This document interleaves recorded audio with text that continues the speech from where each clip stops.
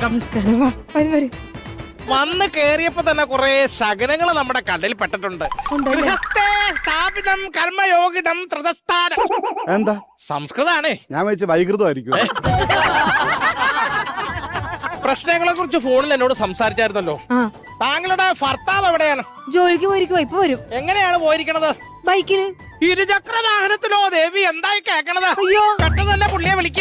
ആണോ? എന്തെങ്കിലും പ്രശ്നമുണ്ടാ? പ്രശ്നങ്ങളേ ഉള്ളൂ. വിളിച്ചിട്ട് പറയാ പെട്രോൾ ഫുൾ ടാങ്ക് അടിച്ചോളാം. നാളെ പെട്രോളിന് വില കൂടാനുള്ള സാധ്യതയുണ്ട്. അയ്യോ, അത് ഈ വീടിന്റെ ദോഷമായിരിക്കും. അമ്മാവ അങ്ങോട്ട്.